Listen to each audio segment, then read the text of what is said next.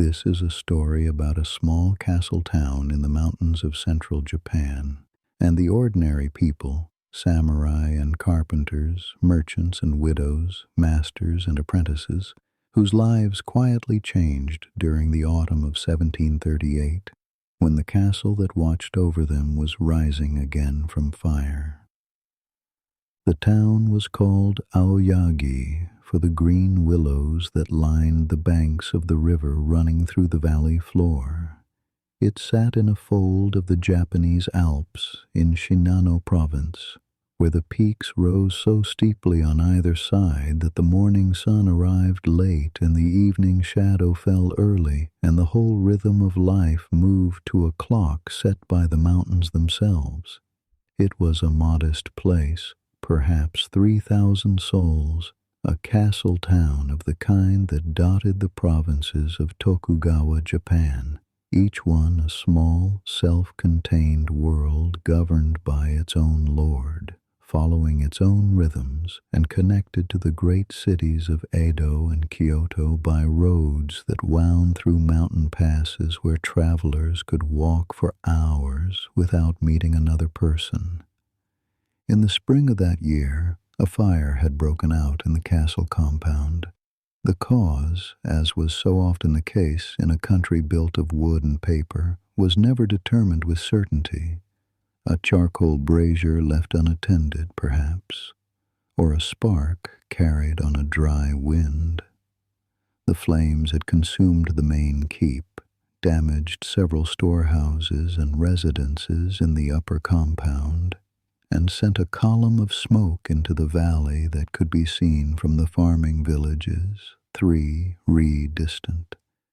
No lives were lost. The lord's household escaped without injury. But the castle, the physical embodiment of the domain's authority, the structure that had watched over Aoyagi for more than 100 years, was broken. The Lord ordered it rebuilt.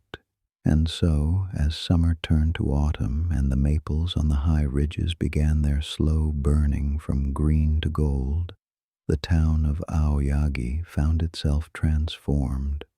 Timber came down from the mountain forests on sledges and log floats. Stonemasons arrived from neighboring provinces. Carpenters, plasterers, and laborers filled the inns and lodging houses. The population swelled. The streets were busier than anyone could remember, and in the middle of it all, the people of Aoyagi, the samurai families who administered the domain, the merchants who supplied it, the artisans who shaped it, the widows and farmers and children who filled its streets, went on with the daily work of living, which is always, in the end, the real story. Imagine a valley in the hour before dawn, when the mountains are felt before they are seen, a weight in the air, a deepening of the darkness at the edges of the world. The river moves below, invisible but present, its voice steady and unhurried, carrying the cold down from the high places where the first frost has already touched the stones. Somewhere in the town, a dog barks once and falls silent. Somewhere else a door slides open on its wooden track, and a woman's footsteps cross a floor of packed earth. Then the temple bell, a single deep tone that rolls across the valley floor, gathers itself against the mountainsides and returns as an echo softened into something almost gentle. In Aoyagi, as in castle towns across Japan, the bell of the Buddhist temple marks the passage of time, not in the even mechanical intervals of a Western clock, but in hours that breathe with the seasons, expanding in summer when the light lingers, and compressing in autumn as the darkness comes earlier and stays longer. The people of the valley do not think of this as strange. It is simply how time works. The day is as long as the light allows, and the bell tells them where they are within it. The first gray arrives not from the east, but from above, as though the sky itself is remembering how to see. The peaks emerge first, jagged, dusted with early snow that will melt by mid-morning. Then the ridgelines, dark with cedar and cypress. Then the slopes, where the maples and birch have begun to turn, and the color seems to glow from within, a warmth that has nothing to do with temperature. And finally the valley floor, where the river catches the first light and carries it in a silver thread through the center of the town, past the willow trees that gave Aoyagi its name, past the stone embankments and the wooden bridges, past the merchant quarter and the artisan workshops and the samurai residences with their earthen walls and their quiet gardens, and up toward the hill where the castle stands, or rather, where the castle is becoming. Even in this early light the scaffolding is visible, a lattice of bamboo and timber climbing the hillside, surrounding the emerging frame of the new keep like the skeleton of some enormous lantern not yet lit. The old stone walls remain.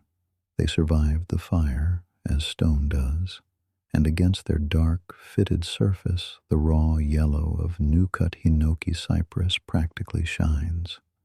The smell of it reaches even the lower town on certain mornings when the air is still, that bright, sharp, almost sweet fragrance of fresh wood that is one of the most alive scents in the natural world, a smell that seems to contain both the forest and the future building at once. The construction site is quiet now, in this hour before the workers arrive, but it will not be quiet for long. By the time the sun clears the eastern ridge, the sounds will begin. The rhythmic thud of mallets, the singing of handsaws, the coordinated shouts of men moving heavy timbers, the clink of chisels on stone as the masons continue their patient work on the walls. For 3 months now these sounds have been the heartbeat of Aoyagi, as constant and as unremarkable to the townspeople as the river itself. The town has absorbed the rebuilding into its daily life the way a body absorbs a new rhythm, at first noticeable, and then simply the way things are. But this morning is not yet that morning. This morning still belongs to the stillness.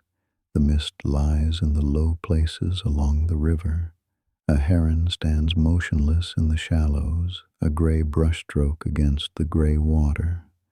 The willows are beginning to thin, not bare yet, but lighter, their long branches moving in the faintest current of air with a delicacy that seems almost deliberate, as though the trees are letting go of their leaves one at a time, each one a small, considered act of release. Autumn is deepening. It is there in the quality of the air, thinner now, sharper, carrying the mineral smell of cold stone and the vegetable sweetness of fallen leaves. The harvest is coming in from the paddies in the valley. In the kitchen gardens behind the houses, the last of the summer vegetables have been pulled, and the autumn crops, daikon radish, turnips, the leafy nozawana greens particular to this region, are reaching their fullness. Already the work of preservation has begun. In the coming weeks, the women of Aoyagi will fill their wooden barrels with layers of vegetables and salt and rice bran, pressing them under heavy stones and leaving them to the slow, mysterious alchemy of fermentation that will sustain the town through winter. The smell of pickling, sharp, alive, faintly sour, will join the smell of sawdust and wood smoke as one of the defining fragrances of this autumn. This is the season. This is the place. Let us step closer now into the lives that fill it. Ishida Tomohiro rises in the dark, as he has done every morning for as long as anyone in his household can remember. He does not need the temple bell to wake him, though he hears it, the deep bronze note entering the room through the papered screens of the window like a visitor who knows it is welcome. His body has its own clock, tuned to a rhythm older than habit, the samurai's discipline of rising before the world does, of being already prepared when the day arrives. He lies still for a moment on the thin futon, feeling the cool air on his face, listening to the sounds of the house. The faint creak of a beam settling, a rustle of cloth in the next room. Setsuko is already up. She is always already up.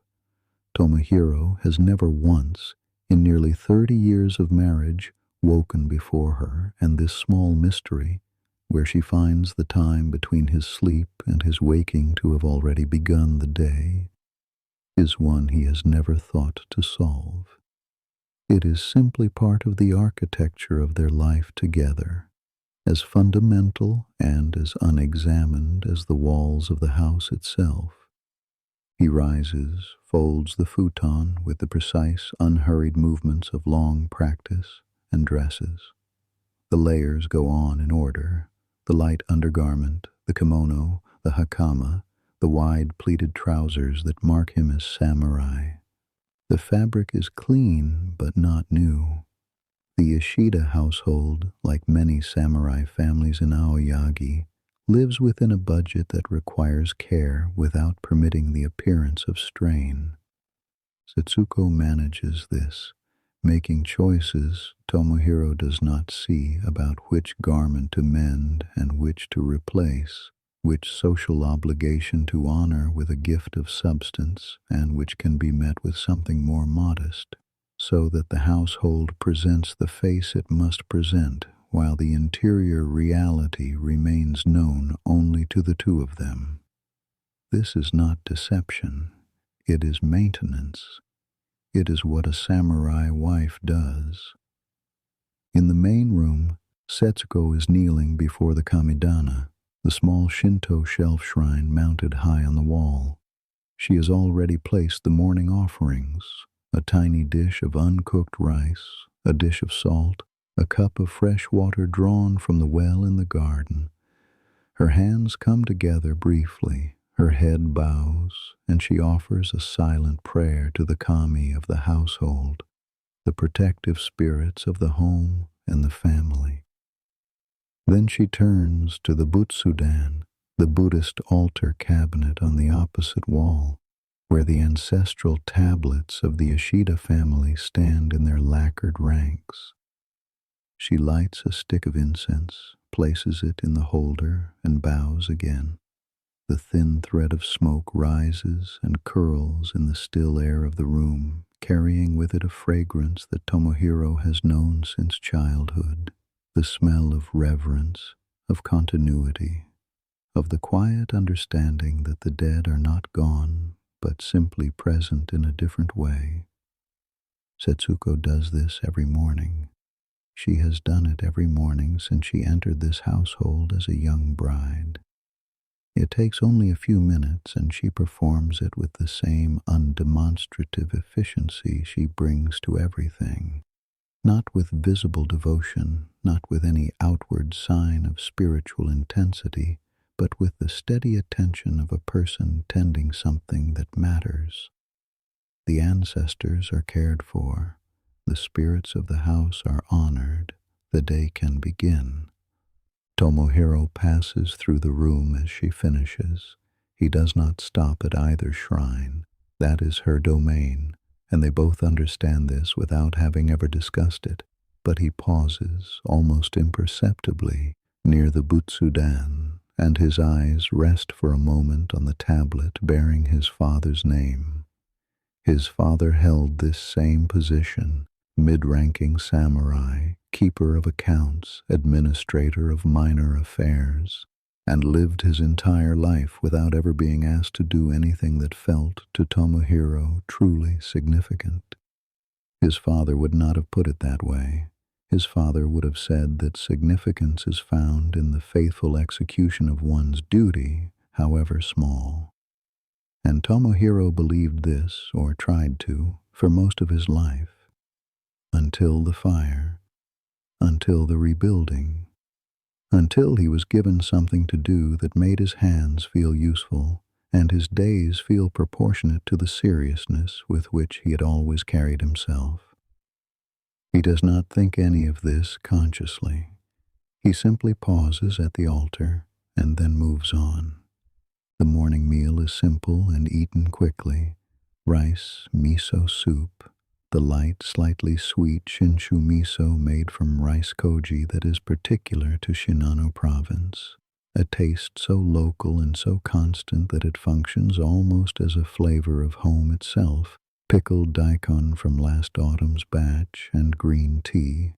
Setsuko eats with him, and they speak little. The silence between them is not cold. It is the silence of two people who have said the important thing so many times that the words have been replaced by something more efficient.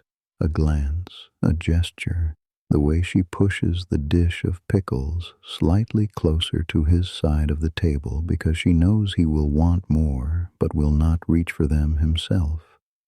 Love in the Ishida household has long since stopped being a feeling that announces itself and become instead a structure that holds without being seen, the way the beams of a house hold the roof without anyone looking up. Tomohiro girds the daisho, the paired swords, long and short, that are the mark and privilege of the samurai class, the katana at his left hip, the wakizashi tucked beside it. Every samurai in Aoyagi does this every morning before leaving the house, as their fathers did and their fathers before them. The swords are beautiful. Tomohiro's katana was made by a smith in Mino province 3 generations ago, and its blade is still flawless, the steel folded and forged with a craft as exacting as anything being practiced on the castle hill today. He has never drawn it in combat. No living samurai in Aoyagi has. The last war was more than a century ago, and the long peace of the Tokugawa has turned these weapons from instruments of violence into something more complex. Symbols of identity, of class, of a readiness for a moment that will almost certainly never come. Tomohiro does not think about this contradiction. He simply puts on the swords, feels their familiar weight settle against his hip, and steps out into the morning. The garden first. A small space, enclosed by an earthen wall, with a few carefully placed stones, a single maple turning red at its edges, and an area of raked gravel where Tomohiro practices his sword forms. He draws the wooden bakken from the rack by the garden door and begins. The forms are old.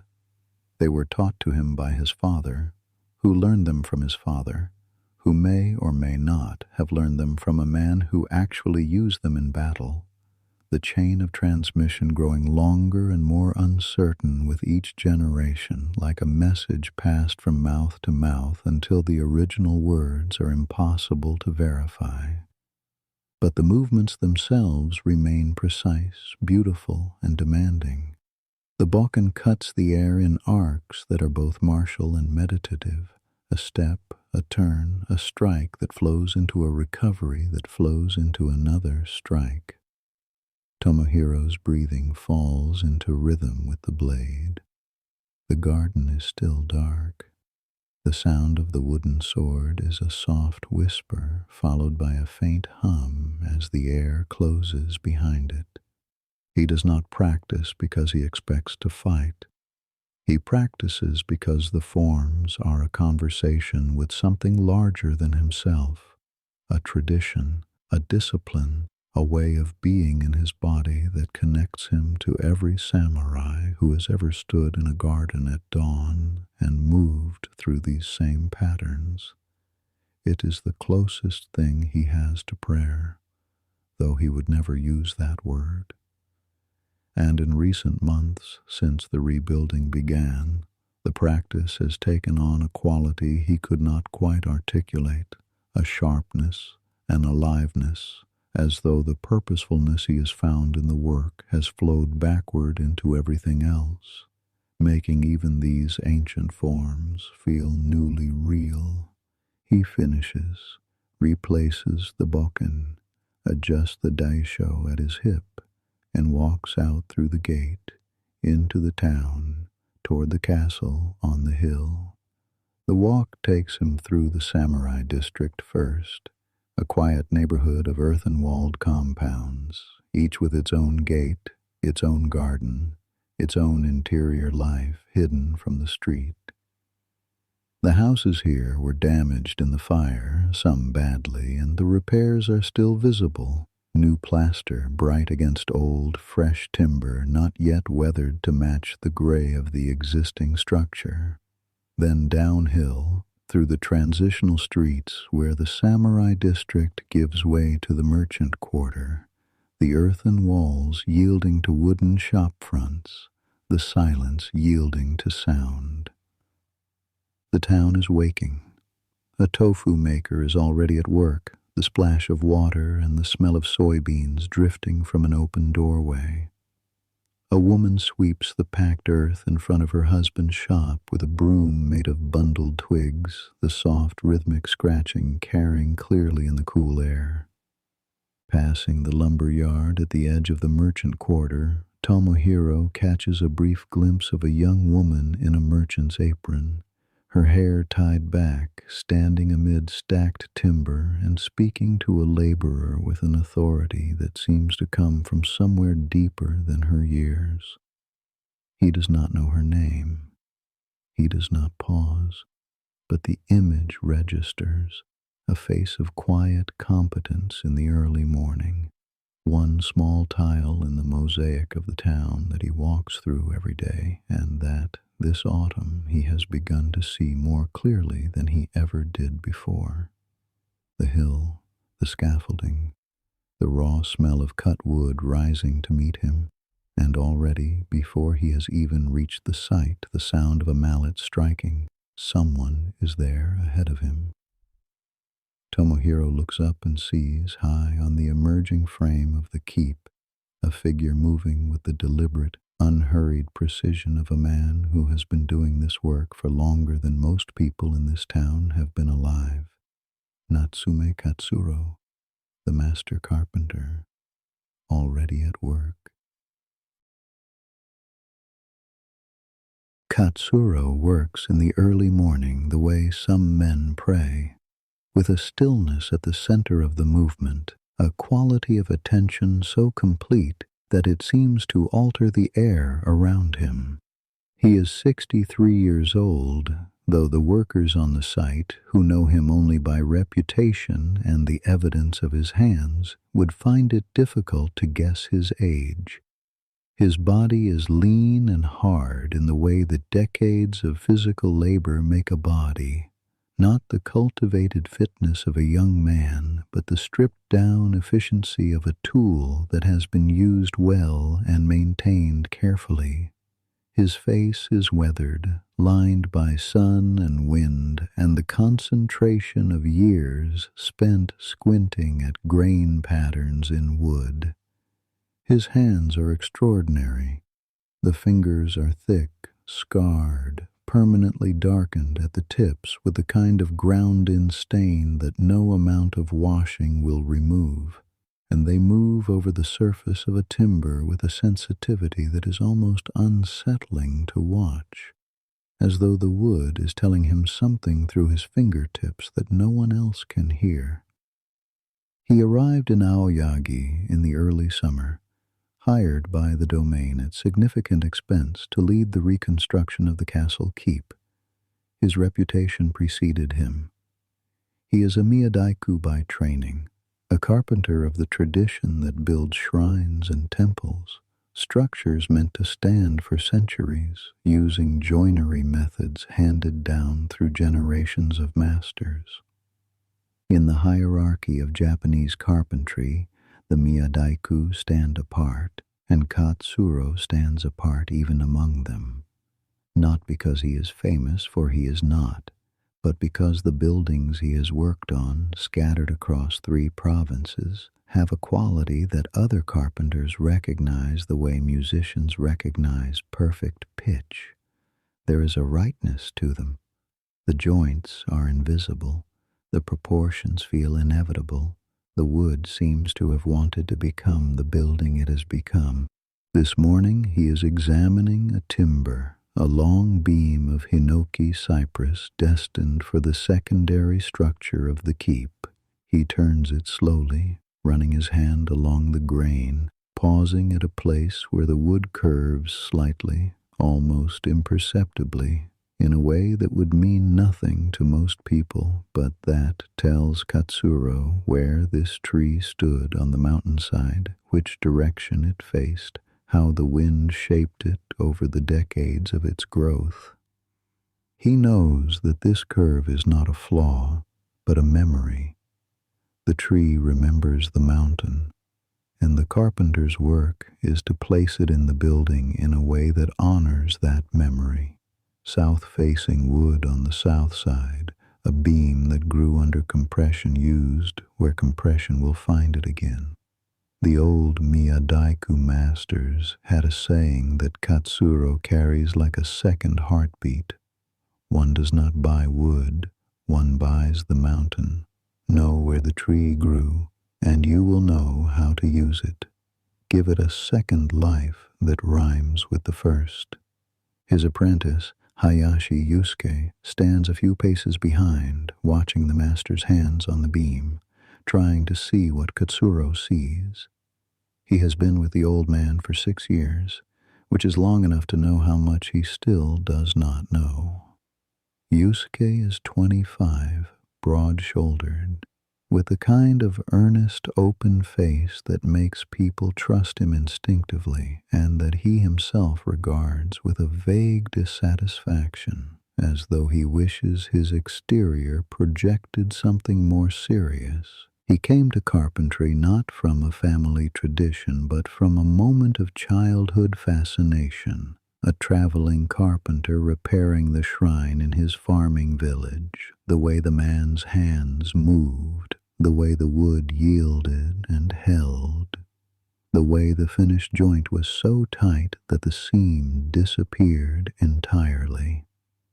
He had walked away from that shrine knowing what he wanted to do with his life, which is a rare gift for a boy of 12 and one that has sustained him through 6 years of work that is, under Katsuro's exacting standards, as often humbling as it is rewarding. Katsuro asks the young man what he sees. Yusuke steps closer and studies the timber. He describes the grain, tight and even, a sign of slow, steady growth. He notes the slight curve.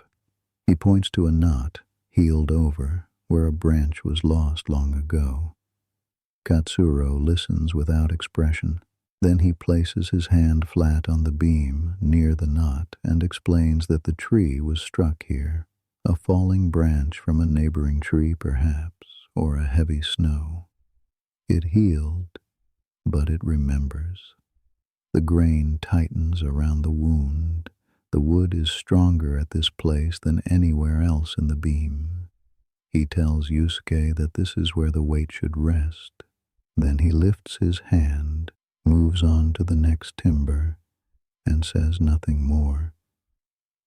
This is how the teaching works, not through explanation but through proximity, standing close enough for long enough that the knowledge begins to transfer not from mind to mind but from hand to hand, from eye to eye. Katsuro does not praise, he does not reassure.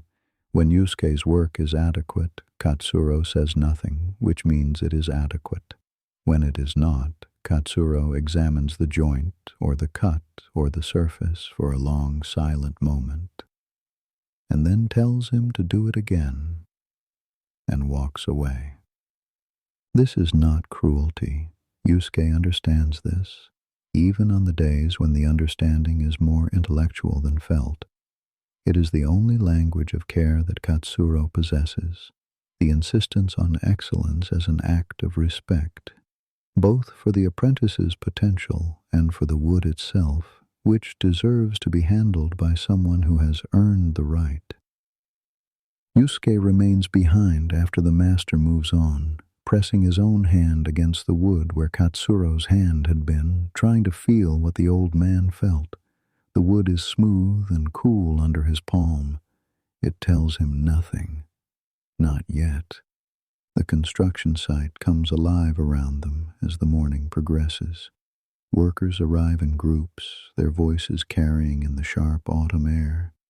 The stonemasons resume their work on the castle walls, the massive fitted stones arranged in the Nozura-zumi method, rough-faced and interlocking, each one chosen by eye and placed by experience into a wall that will hold without mortar for centuries. The sound of their chisels is a counterpoint to the deeper thud of the carpenter's mallets, a high, bright ringing against the low, resonant percussion, the construction site composing its own accidental music. Tomohiro arrives and stands for a moment at the edge of the site, watching Katsuro work. He watches the way the master carpenter moves among the timbers with an assurance that is entirely different from a samurai's trained composure. Not the discipline of restraint, but the ease of a man who is, without question, exactly where he belongs, doing exactly what he was made to do. Tomohiro recognizes this quality because he has spent most of his life without it. He straightens his back, adjusts the swords at his hip, and steps forward to begin the day's work of administration, reviewing progress, approving expenditures, coordinating deliveries, resolving the small disputes that arise when hundreds of men from different places and different trades are working in close quarters on a shared project. He is good at this work, better than he expected to be. The role requires the same precision he brings to everything, but here the precision has consequence. A decision about the placement of a wall affects the structure for generations. A miscalculation in the timber supply could halt the project for weeks. For the first time in his career, the columns of figures and the carefully worded reports feel as though they are holding something up. The lumber yard of the Ogawa family sits at the southern edge of the merchant quarter, where the town begins to open toward the rice paddies and the road that leads eventually through two mountain passes to the Nakasendo, the great highway connecting Edo to Kyoto. It is a practical location. Timber comes down from the mountain forests on sledges and river floats, and the yard receives it, sorts it, seasons it, and sends it where it is needed. In an ordinary year, the business is steady but unremarkable, supplying building materials to a town that, like all towns built of wood, is always repairing itself. In this year, the year of the rebuilding, the Ogawa lumberyard has become one of the most important operations in Aoyagi. Ogawa Chiyo is in the yard before the sun has cleared the ridge. She is 23, the eldest of 3 children, and she moves through the stacked timber with the ease of someone who has grown up among these materials, who learned the names of woods before she learned the names of flowers, who can tell hinoki from sugi by the smell alone, who knows that a beam left to season for 1 year is adequate, but a beam seasoned for 3 is something else entirely. Her father taught her this, not formally. Daughters of merchant families were educated in household management, sewing, the tea ceremony, the arts that would make them suitable wives, but informally, in the way that children learn whatever fills the air of the home they grow up in. She would sit in the office as a girl, watching him work the accounts, listening to his negotiations with suppliers, absorbing the rhythms of a business that was, in its own way, as demanding and as precise as anything happening on the castle hill. Her father is ill. The fact has reshaped Chio's life, though she does not think of it in those terms. She thinks of it as a series of problems to be solved, each one specific and immediate. The delivery schedule that needs adjusting, the supplier in the next valley who has not sent the cedar he promised, the accounts that must be reviewed before the end of the month, the laborers who need to be paid. Her father's illness came on gradually, a cough that deepened through the summer into something that keeps him in the back room of the house now, propped on cushions, able to advise but no longer able to walk to the yard or meet with clients. Her mother tends to him. Her younger brother is 14 and not yet ready, and so it has fallen to Chio, not by decision, but by gravity, the simple, unglamorous force of being the person who is present and capable when the work needs to be done. She does not resent this. She does not celebrate it. She simply does it with a focus and a quiet competence that the men she deals with have learned, gradually and sometimes reluctantly, to respect. The timber suppliers address their questions to her now without first looking around the room for a man to speak to instead. The laborers who load the delivery carts take her instructions without hesitation. The samurai administrators who manage the domain's accounts have begun to recognize her face at the castle gate, where she comes to confirm orders and resolve discrepancies in the supply records.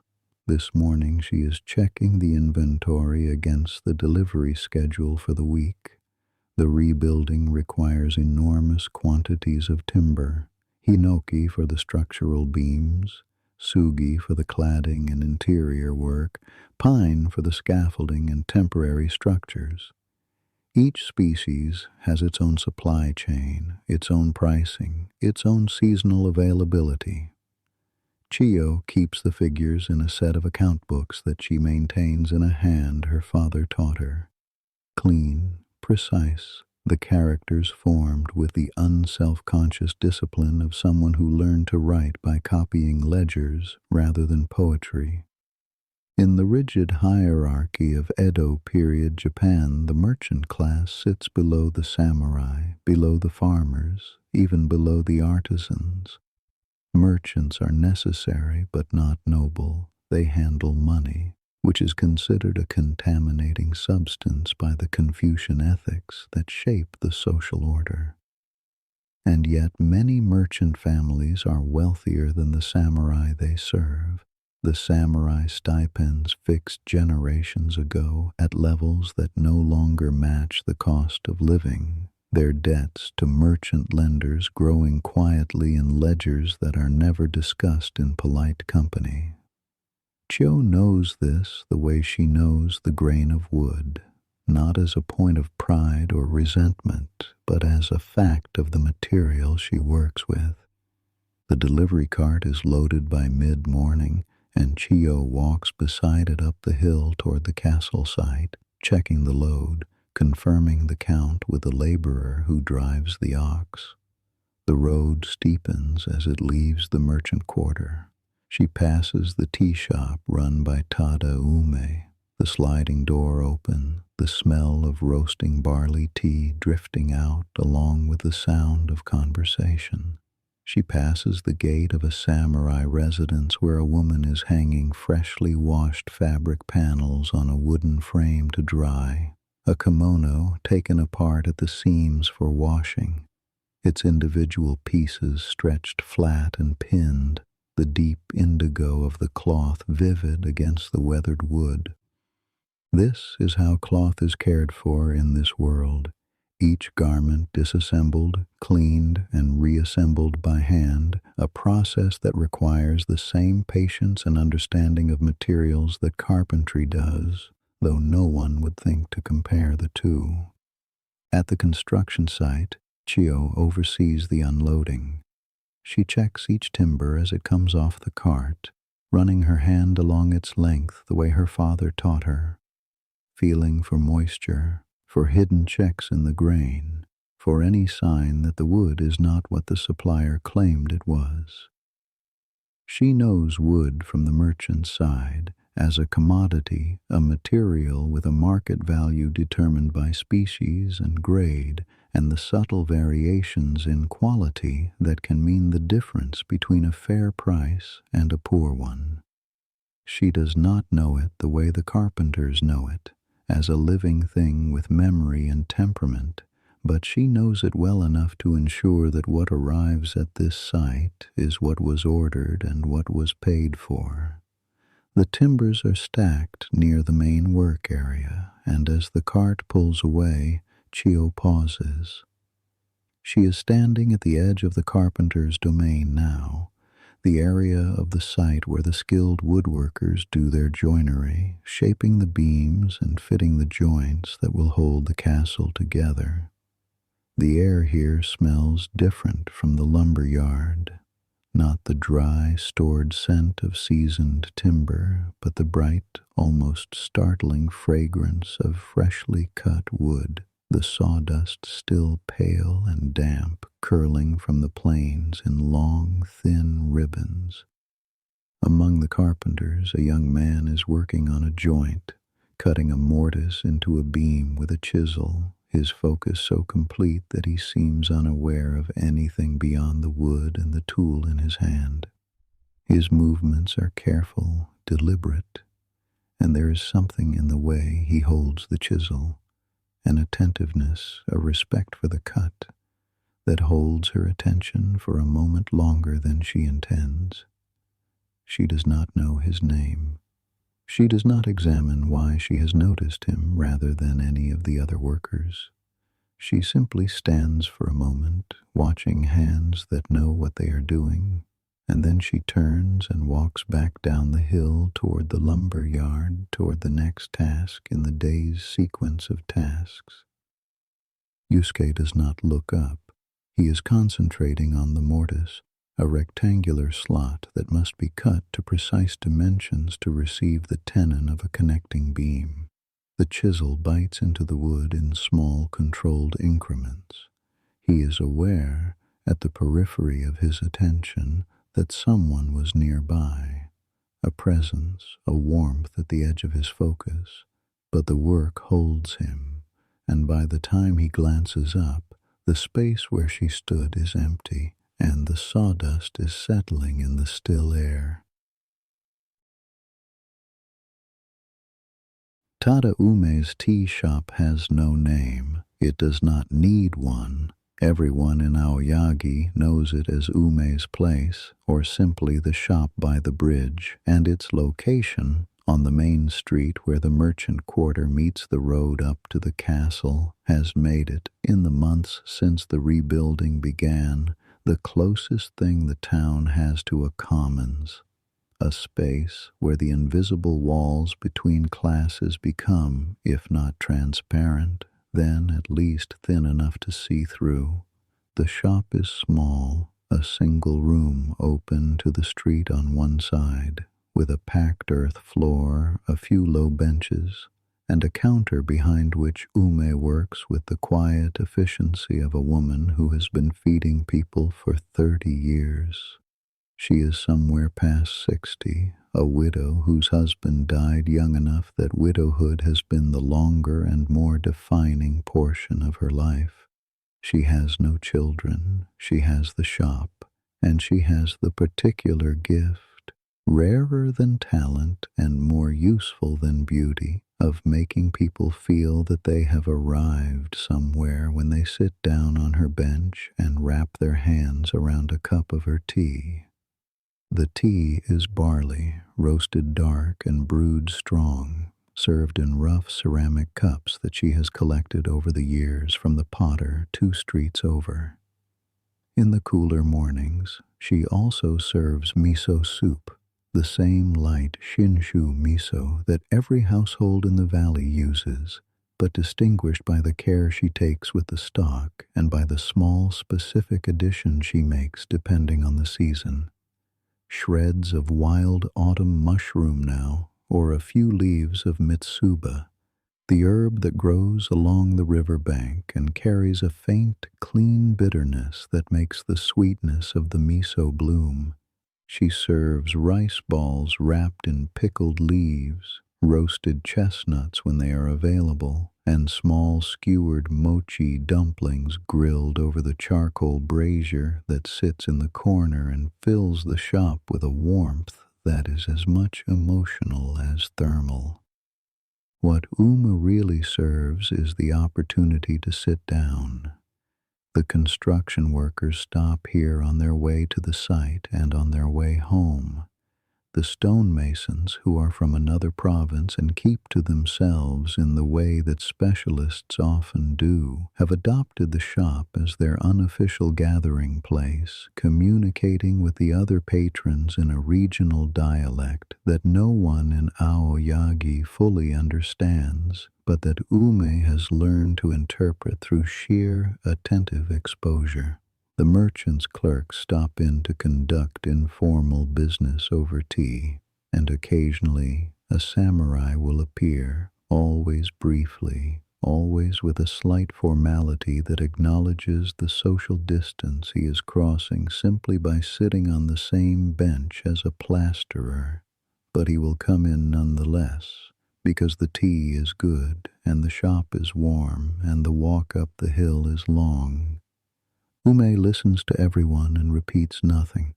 This is not a policy she has announced. It is simply understood. She has made this space not by declaring it, but by inhabiting it, by being, day after day, a person in whose presence other people feel safe enough to be honest. On this particular afternoon, as the light begins to slant and the shadow of the mountains reaches across the valley floor, Moriyama Jinbei settles onto his usual bench with the contented sigh of a man arriving exactly where he intended to be. Jinbei is 61, a low-ranking samurai of the kind that every domain has in abundance. Men whose families have held minor positions for generations, whose stipends are modest, whose duties are light, and whose lives have been shaped less by ambition or circumstance than by the slow, steady current of days lived in the same place among the same people. He is semi-retired, his formal duties reduced to occasional clerical work that he performs with competent indifference.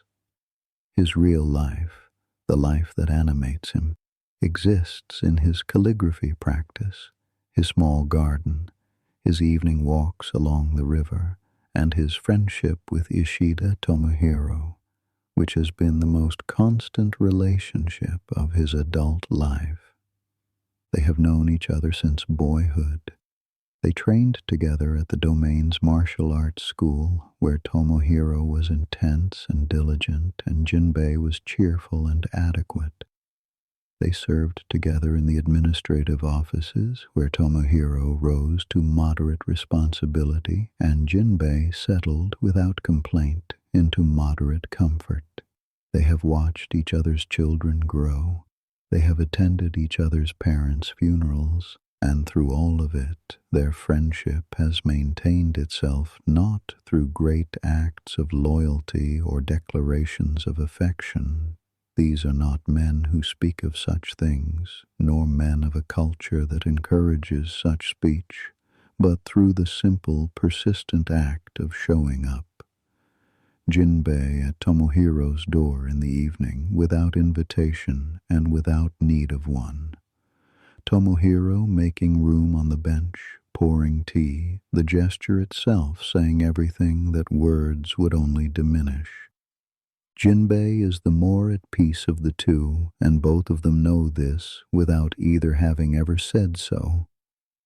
Where Tomohiro carries a restlessness, a hunger for significance that the rebuilding has fed but not fully answered, Jinbei arrived at contentment years ago through a process so gradual that he could not point to the moment of its completion. He simply recognized one morning that the life he had, the calligraphy, the garden, the walks, the friendships, was not a lesser version of some grander life he had failed to achieve. It was the life itself. The discovery had not made him smug or philosophical. It had made him gentle in the way that people become gentle when they stop struggling against reality and start paying attention to it instead. His calligraphy reflects this. He practices every afternoon in the room of his small house that faces the garden, grinding the ink himself on the stone, the meditative circular motion of the stick against the wet surface producing a liquid that is exactly the right consistency, exactly the right darkness. He writes in a style his teachers might have called unremarkable, but that has acquired, over the decades, a quality of unhurried truthfulness. The characters formed without flourish, each stroke placed with the quiet authority of a man who has nothing to prove. His garden is even smaller than Tomohiro's, barely 10 paces across, but it contains in that modest space a world he tends with a devotion he shows to nothing else. A single pine, carefully shaped over years of patient pruning, a cluster of stones arranged to suggest a mountain landscape, moss, which he waters by hand in the dry months, and chrysanthemums, 3 varieties planted along the south-facing wall, which are now in the middle of autumn at the peak of their bloom.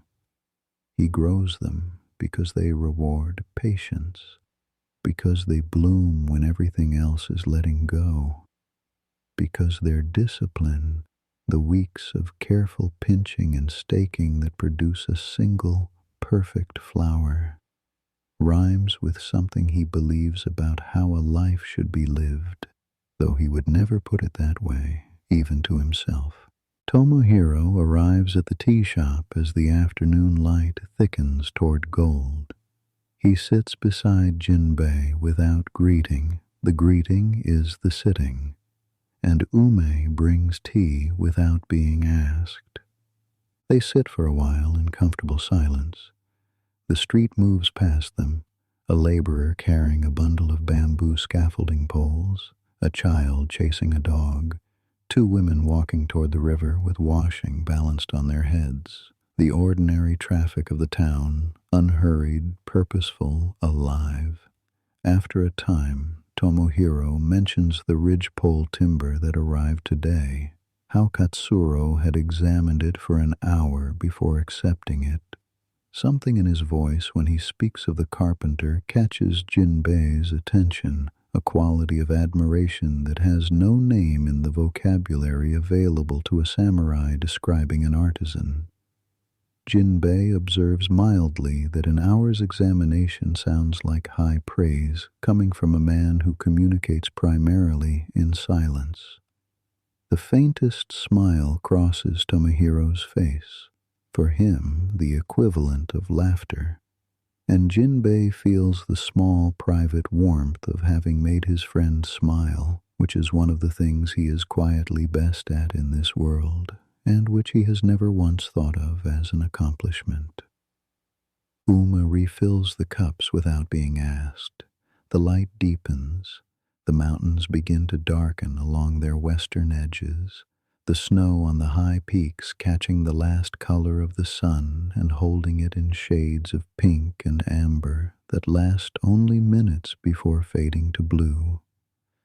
And the 2 old friends sit together on the bench outside the tea shop, watching the evening come, needing nothing from each other except the other's presence, the silence between them as full and as nourishing as any words could be. The autumn deepens, and the work of the season enters the households of Aoyagi like a guest who does not need to knock.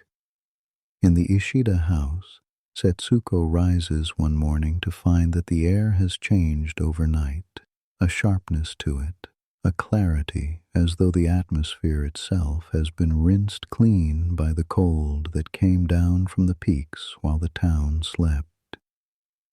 She stands for a moment in the doorway that opens onto the garden and watches the maple. It has turned fully now.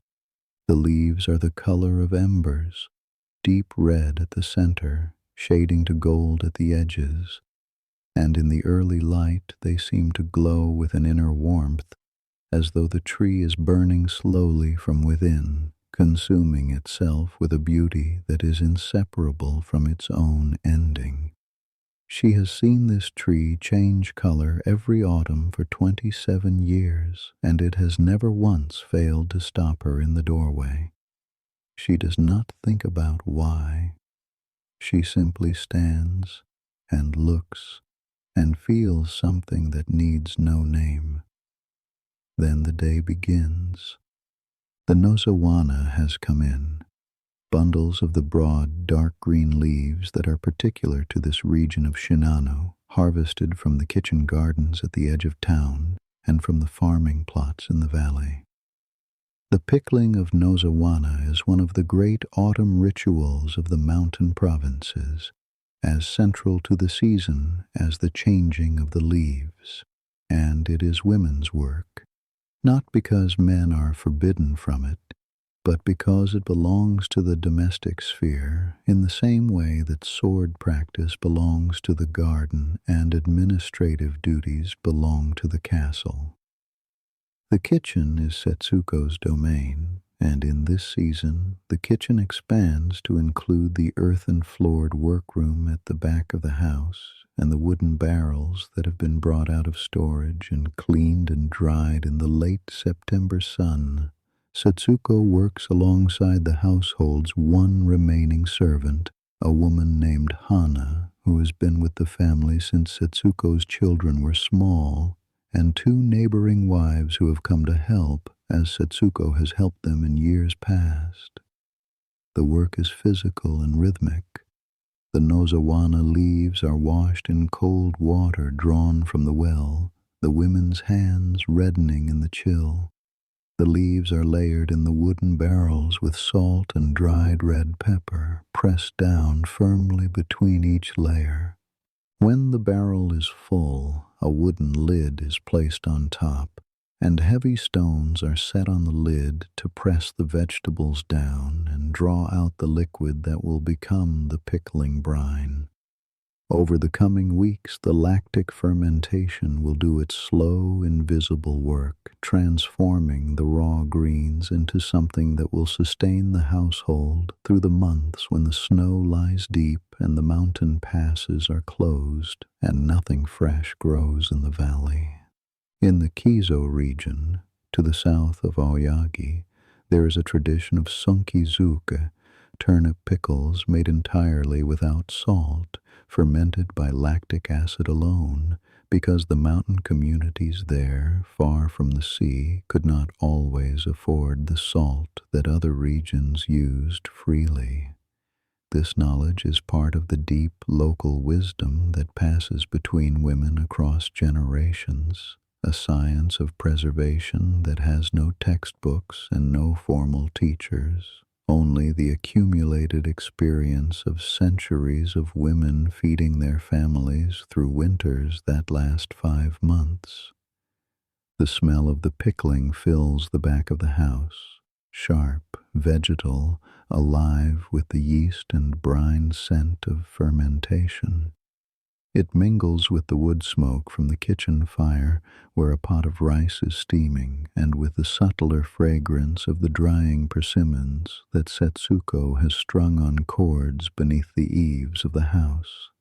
The persimmons, small, astringent fruits that are inedible raw, but that become, after weeks of slow air drying, something sweet and yielding and altogether different, hang in bright orange rows against the dark wood of the eaves, and they are one of the most beautiful sights of autumn in the mountain towns, a color so warm that it seems to generate its own light.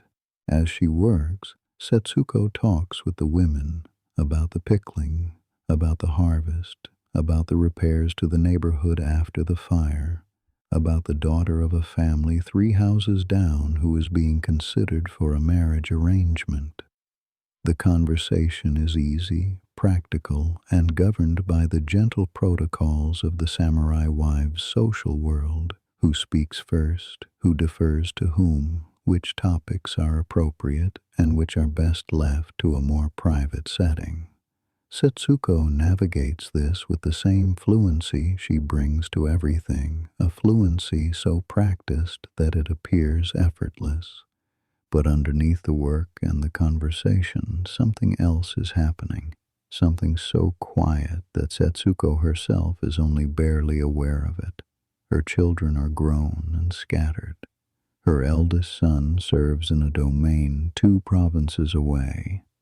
Her daughter married into a family in the lowlands and writes infrequently. The house that was full of noise and need for 20 years is now a house of 2, herself and Tomohiro, and the rhythms of a life that has contracted around them like a garment that has been taken in. She does not experience this as loss exactly. She experiences it as space, an opening in the fabric of the days that was not there before, through which the world enters with a freshness she had forgotten it possessed. She notices things: the way the light falls through the paper screens in the late afternoon, casting a warm, diffuse glow that makes the room feel like the inside of a lantern.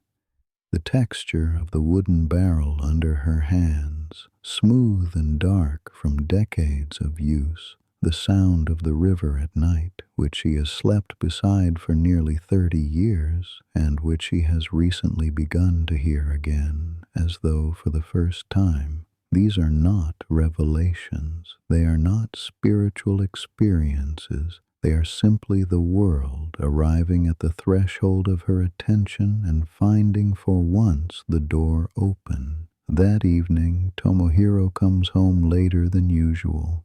The construction has reached a stage that requires more of his attention. Structural decisions about the upper floors of the keep, coordination between the carpenters and the stonemasons, a disagreement about materials that required his mediation. He is tired in a way that she recognizes as satisfaction rather than depletion, the weariness of a man who has spent the day doing something that matters to him, which is different from the weariness of a man who has simply spent the day. Setsuko has prepared the evening meal: rice, miso soup with autumn mushrooms gathered from the lower slopes of the mountain, grilled river fish, iwana, the mountain char that the fisherman brings to the market in the early morning, its flesh firm and clean tasting, flavored with nothing more than salt and the faintest char from the coals, and pickled vegetables from last year's batch, the ones she knows Tomohiro favors, slightly more sour than the milder pickles she prefers herself. She has arranged the meal on the low table in the room that faces the garden, where the paper screens are open to the evening air, and the maple is visible in the last light, its red leaves luminous against the darkening sky. They eat together in the amber glow of the andon, the paper-shaded oil lamp that is the primary source of light in every household in the valley. The flame is small and steady, and the light it casts is warm and close, shrinking the world to the size of the room, the size of the table, the size of the space between two people who have shared this meal, in this room, thousands of times. Tomohiro mentions a detail about the construction, the way Katsuro solved a problem with a load-bearing joint that the other carpenters had been struggling with. A solution so simple and so elegant that it seemed obvious only after the fact. He speaks of it with a precision that reveals more than he intends, or perhaps exactly what he intends, his admiration for a kind of mastery he recognizes as different from his own, but no less rigorous. Setsuko listens. She does not ask questions. She does not need to.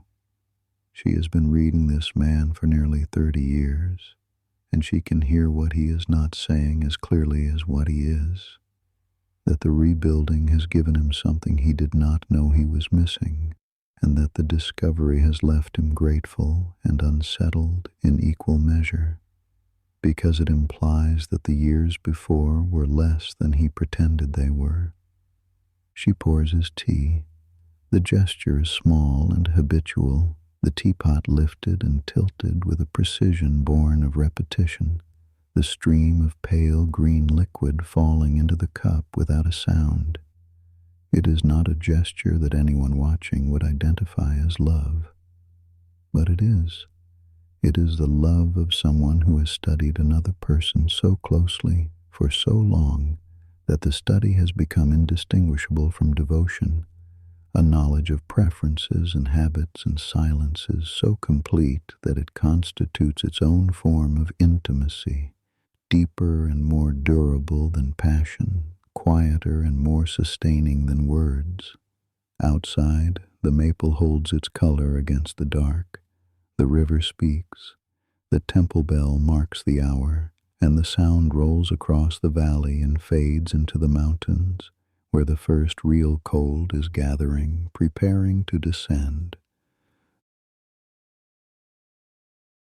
There comes a night in the middle of autumn when the moon rises full and enormous over the eastern ridge, and the whole valley seems to hold its breath. The tradition of tsukimi, moon viewing, is older than anyone in Aoyagi can trace, older than the castle, older perhaps than the town itself. It belongs to the ancient layer of Japanese life where the sacred and the seasonal are the same thing, where the turning of the sky is not merely observed but honored, and where beauty is understood not as decoration but as a form of truth. On this night, the night of the harvest moon, the people of the valley gather to watch the moon rise, to offer thanks for the harvest that is coming in from the paddies and the mountain gardens, and to sit together in the presence of something that has no practical value whatsoever, and is, for precisely that reason, essential. The preparations begin in the afternoon. Along the river bank, near the main bridge where the willows overhang the water, paper lanterns are hung from poles, round white lanterns that will glow like small moons themselves when the candles inside them are lit at dusk. At the Shinto shrine above the merchant quarter, the priest arranges the offerings. Tsukimi dango, small, round rice dumplings stacked in a neat pyramid on a wooden tray, and bundles of susuki, the tall silver grass that grows on the mountain slopes and that sways in the autumn wind with a motion so fluid that it seems less like a plant and more like water standing upright. The dango are an offering to the moon, though they will be eaten later by the children, who understand that the sacred and the delicious are not contradictory. The susuki is placed in vases at the shrine and at household entrances throughout the town, its pale plumes catching the evening light and turning it into something that glitters and shifts. The town gathers as the sun sets, not in a single location, but in a slow, informal drift toward the riverbank and the open areas near the bridge where the sky is visible between the rooftops and the mountains. Families spread straw mats on the ground. Merchants set up small stalls selling roasted chestnuts and grilled mochi and cups of warm sake. The smell of charcoal and sweet rice mingles with the sharper scent of the river and the wood smoke that is always present in the valley now, drifting down from the construction site even in the evening. Tomohiro and Setsuko walk to the riverbank together, as they do every year. Tomohiro wears his formal kamishimo, the stiffened shoulder pieces and hakama that mark him as a samurai of rank. And Setsuko wears a kimono she has kept carefully for occasions like this, a deep blue-gray silk with a pattern of autumn grasses woven into the fabric in threads so fine that the design is visible only when the cloth catches the light at certain angles. She chose it. She selected it from the wooden chest this afternoon and laid it out and dressed in it with care, not because she wishes to impress anyone, but because the occasion asks for it, because there is a rightness to wearing something beautiful on a night when beauty is the purpose. She is aware, as she walks beside Tomohiro through the lantern-lit streets, that she feels something she has not felt in a long time. A lightness, a sense of anticipation, as though the evening contains a promise she cannot quite identify. They find a place near the bridge. Tomohiro sits in the formal kneeling posture that is his natural resting state in any public setting, his back straight, his hands on his thighs, the daisho laid carefully beside him. Setsuko sits beside him with a grace that manages to be both proper and relaxed, the slight adjustment of her posture as she settles conveying an ease that Tomohiro, for all his discipline, cannot quite achieve in company. Around them, the town arranges itself in the loose, informal geometry of a community at rest. Samurai families slightly apart from the merchant families, the artisans and laborers occupying the more open ground near the water, the boundaries maintained by habit rather than enforcement, everyone aware of where they belong and settling into it with the unconscious precision of birds finding their places on a branch. Katsuro is there, sitting slightly apart from the crowd on a stone near the water's edge. He has the self-contained stillness of a man who is accustomed to being alone in the company of others, not lonely, not withdrawn, simply complete in himself in a way that does not require the presence of other people to feel whole. He has spent his life moving from project to project, town to town, and the gatherings of other people's communities are something he attends the way a traveler attends the festivals of places he is passing through, with appreciation, with a certain warmth, and with the quiet understanding that he is a guest in someone else's belonging. He watches the lanterns reflected in the moving water, and he waits for the moon. Jinbei is thoroughly enjoying himself. He has arrived early, secured a good spot near one of the sake stalls, and is engaged in the kind of wide-ranging, unhurried conversation that is his particular genius, moving from neighbor to neighbor, offering a word here, a gentle observation there, laughing at jokes that are not especially funny with a generosity that makes them funnier than they are. He has brought a small flask of his own sake, which is better than the stalls, and he shares it with whoever sits beside him, which is how Jinbei has always moved through the world, offering what he has without calculation, and finding that what comes back is always enough. Chio is there with her mother. Her father's illness has kept him at home, and his absence is felt. He is a man who enjoyed these gatherings, who would have been at the sack stall telling stories that Chio has heard 100 times, and that she would give a great deal to hear again tonight. She sits beside her mother on the straw mat, helping to arrange the small dishes of food they have brought: dango, pickled vegetables, sliced persimmon. And she is present, she is dutiful, she is doing what a daughter does. But her attention keeps drifting, not toward anything specific, toward the crowd, the lanterns, the murmur of voices, the shifting play of light and shadow on the faces around her. She is looking without knowing what she is looking for, which is the particular restlessness of someone whose life is beginning to outgrow its container. And then she sees him, Yusuke standing near the edge of the crowd with two other carpenters holding a cup of tea he does not seem to be drinking, looking as though he would rather be anywhere else that required fewer people.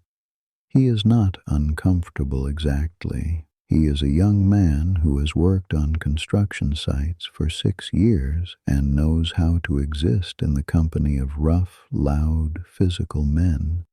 But the festival is a different kind of social space, one that asks for the skills of conversation and ease that come naturally to some people, and that Yusuke, whose eloquence lives in his hands rather than his mouth, has never quite mastered. Their eyes meet across the lantern-lit crowd.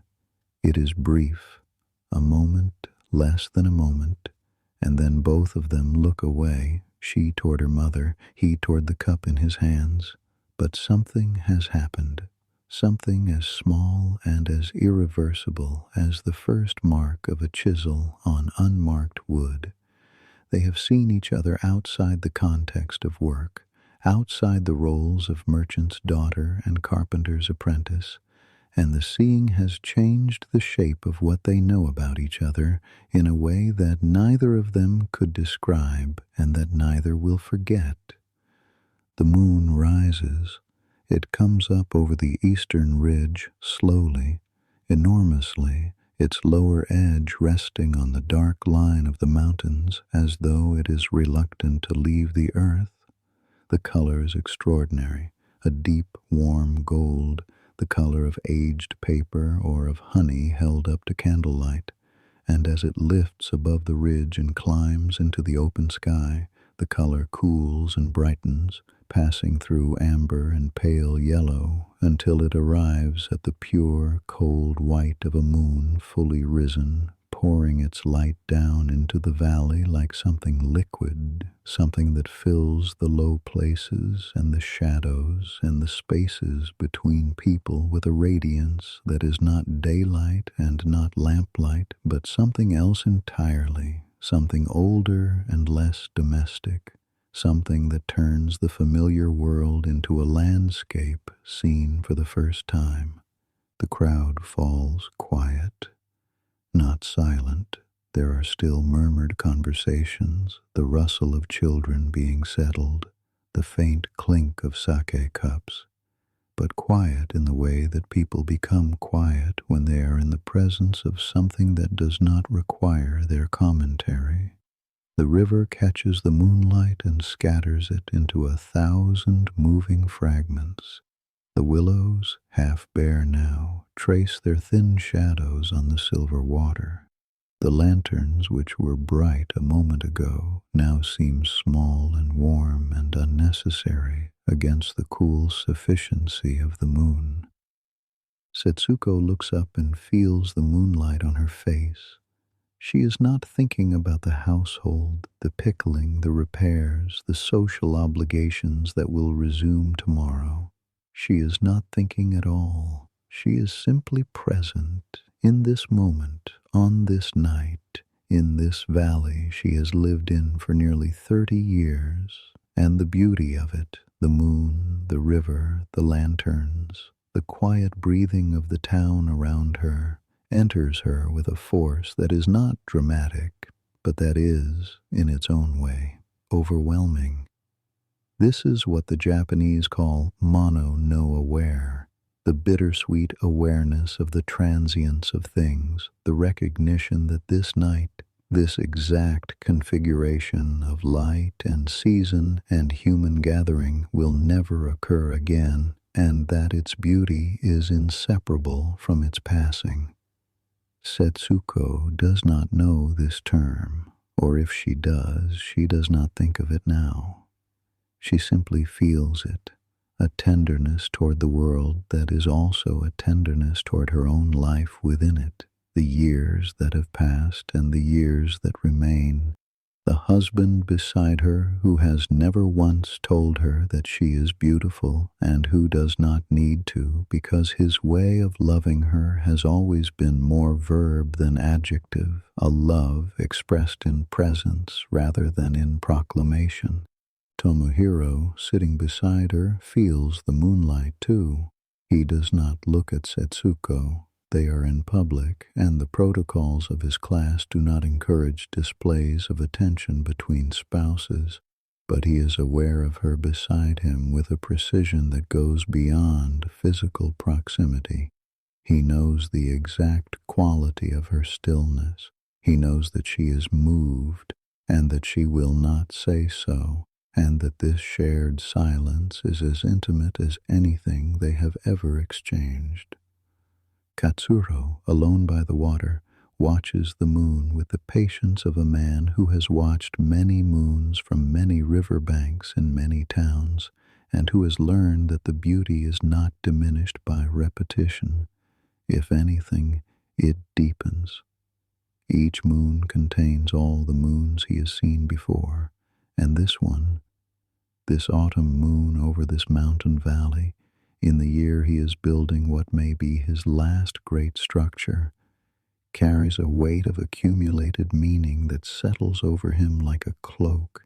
He is not sad. He is not nostalgic. He is simply aware, with a clarity that comes from decades of paying attention to the materials of the world, that this moment is both permanent and passing, that the moon will be here long after the castle is finished and the carpenter is gone, and that this fact is not tragic, but is, in its way, a kind of comfort. The night continues. The sake flows. The children fall asleep on their mother's laps. The moon climbs higher and smaller and brighter, losing its gold and gaining its silver, and the valley lies beneath it in a wash of pale light that makes the mountains look like ink paintings and the river like a road made of mercury. The lanterns burn down to their candle ends and go out one by one, and the crowd thins as families gather their mats and their sleeping children and walk home through streets that are luminous with moonlight and shadow. It is, as all such nights are, ordinary and irreplaceable. In the weeks that follow the harvest moon, the construction reaches a stage that the workers will later describe when they speak of this project in other towns and other years as the turning point, the moment when the building stopped being a collection of parts and began to become a structure. The main beam is going in.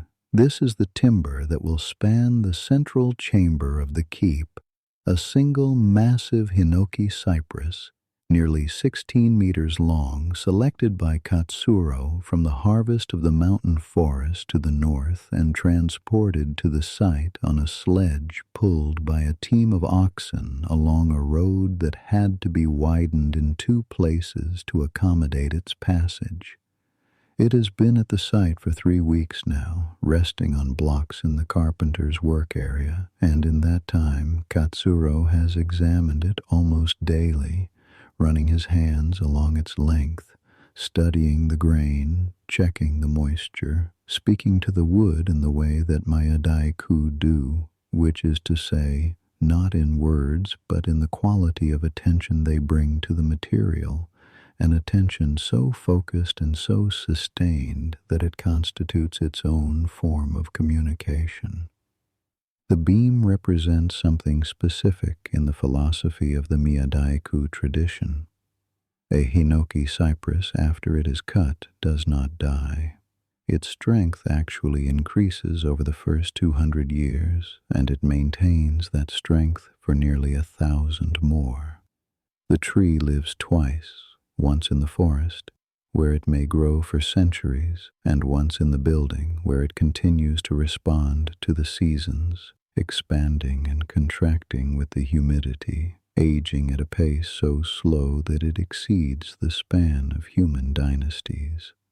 The carpenter's responsibility in this understanding is not merely technical, it is moral.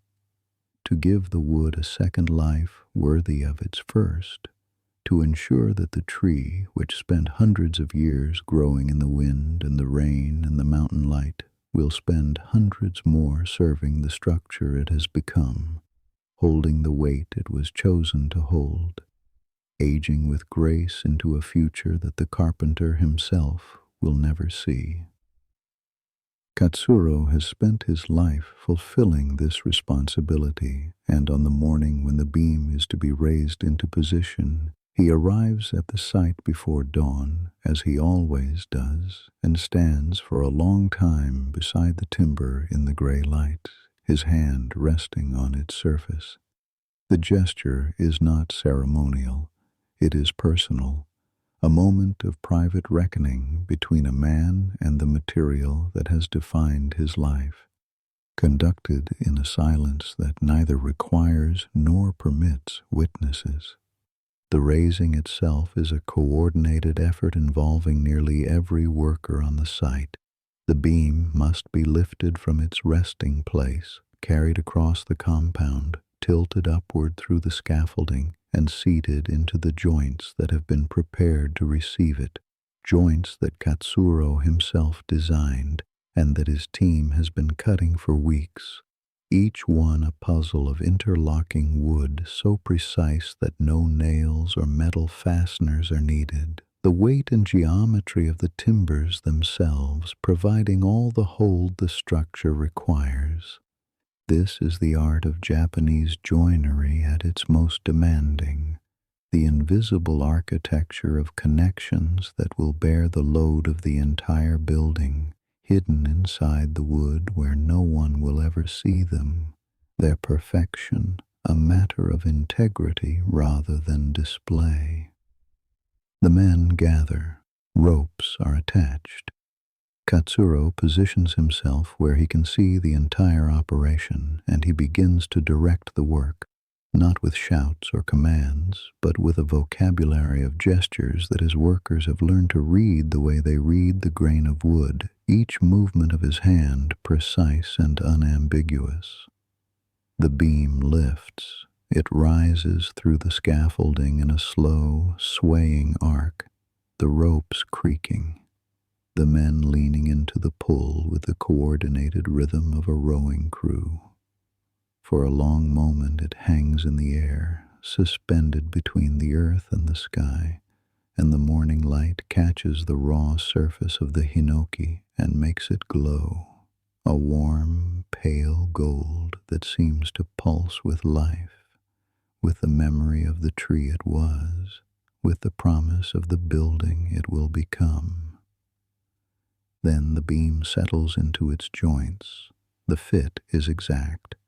The sound it makes, a deep, resonant thud that the workers will feel in their chests, is the sound of something finding its place. Katsuro watches, and when the beam is seated and the ropes are released and the structure holds, he nods once. It is a small gesture. It contains everything. The workers let out a sound that is not quite a cheer and not quite a sigh, something between celebration and relief, the exhaled tension of men who have done a difficult thing well. Around the edges of the site, a small crowd has gathered, townspeople who came to watch, drawn by the knowledge that something significant was happening on the hill today. Among them, standing near the timber staging area where the morning's delivery of lumber has been stacked, is Chiyo. She has a reason to be here.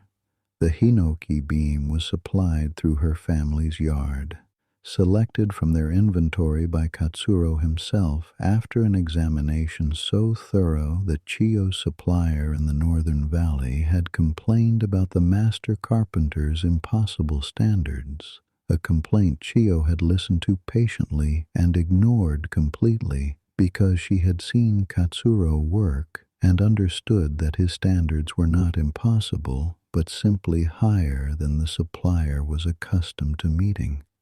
She has come to observe the raising partly as a professional matter, to see, with her own eyes, the timber she sourced being placed in the structure it was meant for. and partly because the event has a gravity that draws people toward it, the way a fire or a festival does, the communal witnessing of a moment that matters.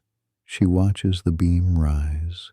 She watches it settle into its joints, and in the aftermath, as the tension breaks and the workers begin to move again, and the site returns to its normal rhythms, she walks closer to the structure, not to the beam itself, which is high above her now, but to the secondary work area where the joinery for the supporting framework is being finished. She sees Yusuke. He is working on a joint, a complex scarf joint in a secondary beam that connects to the structure the main beam now crowns. This is the joint that Katsuro entrusted to him, and even from where she stands, Chiyo can see that it is fine work. The surfaces are clean and true. The angles are precise. The two pieces of wood, when brought together, will fit with the seamless intimacy of a hand clasp. She knows this because she has spent her life around wood, and she can recognize quality in a finished surface the way a musician can recognize quality in a single note, not by analysis, but by a kind of immediate bodily knowing.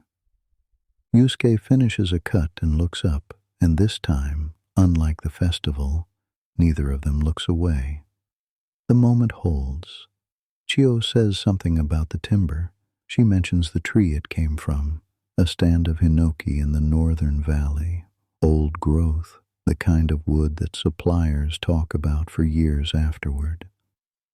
Yusuke listens, and then he says something about the grain, about how the wood responded to the chisel, about a quality of resistance and yield that told him the tree had grown slowly, patiently, in a place with good soil and steady water. They are talking about wood. They are talking about the same piece of wood from two completely different positions of knowledge, hers commercial and practical, his physical and almost spiritual.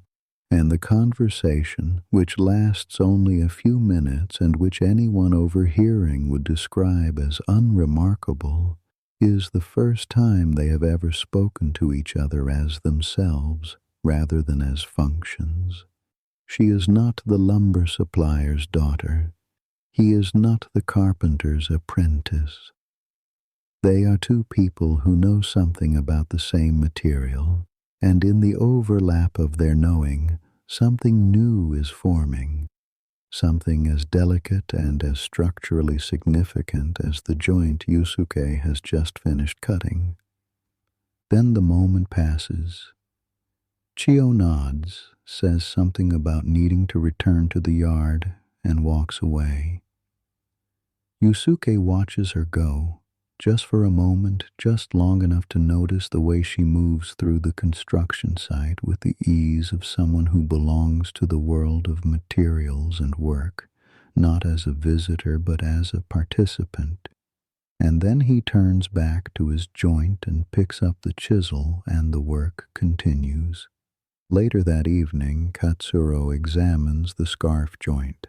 He runs his fingers along the surfaces, testing the fit, checking the angles. The examination takes longer than Yusuke expects, and in the silence, the young man's pulse quickens despite himself.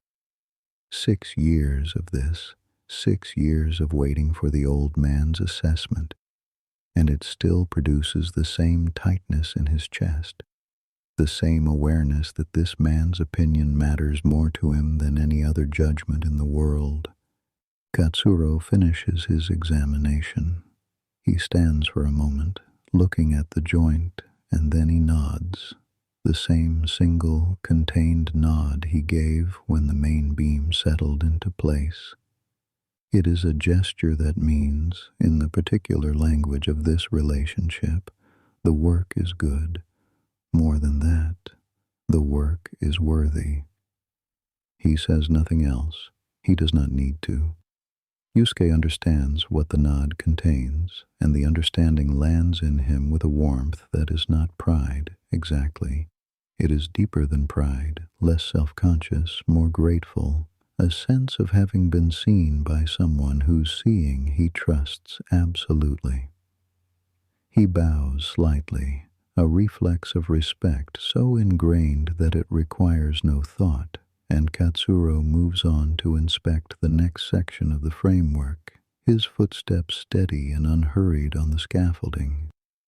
That night, alone in the small room at the workers' lodging house that he shares with two other carpenters who are already asleep, Katsuro sits in the lamplight and sharpens his tools. It is a ritual he performs every evening, the slow, methodical drawing of each blade across the sharpening stone, the sound, a soft, rhythmic whisper that has accompanied his nights for 50 years. The chisels first, then the planes, then the small marking knife he uses for layout lines. Each tool is examined, cleaned, sharpened, and returned to its place in the wooden tool chest that has traveled with him from project to project, town to town, across a career that has spanned 3 provinces and more buildings than he can easily count. He thinks about the beam. He thinks about the way it settled into the joints, the slight give, the final resistance, the sound it made when it found its place. He has heard that sound hundreds of times, and it never fails to produce in him a feeling that he cannot name and has never tried to, a feeling that the world, despite its tendency toward disorder and loss, is capable of moments of perfect fit. He thinks about Yusuke's joint, and he allows himself privately in the silence of the lamplit room to acknowledge what he would never say aloud, that the young man's work today was not merely good, it was beautiful. And the beauty came not from talent, though Yusuke has talent, but from something harder to teach and more important, the willingness to care about something that no one will ever see, a joint hidden inside the structure of a building that will stand long after everyone who built it is gone.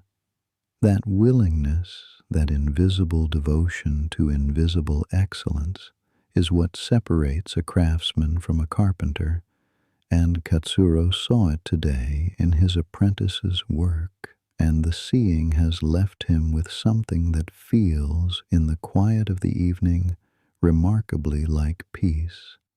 He finishes sharpening, he wraps the tools in their cloth, he extinguishes the lamp, and in the darkness he listens to the sound of the wind in the scaffolding above him, the structure he is building, talking to itself in the language of wood and air, and he sleeps.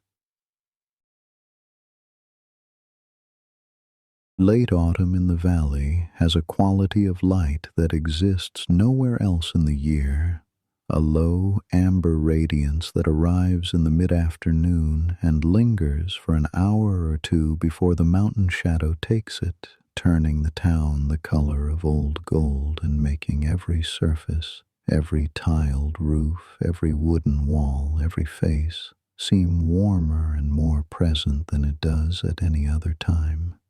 It is the light of ending, but it does not feel like ending. It feels like concentration, as though the season is gathering itself, distilling the last of its warmth into something precious and finite. In this light, on an afternoon when the construction site has released its workers early because the supply of lime for the plasterers has been delayed, Chio and Yusuke find themselves at tea shop at the same time. It is not arranged. It is not expected. Chio has come from the castle gate, where she delivered revised supply figures to the domain's accounting office, and she has stopped for tea because the walk back to the lumber yard is long and the afternoon is cold.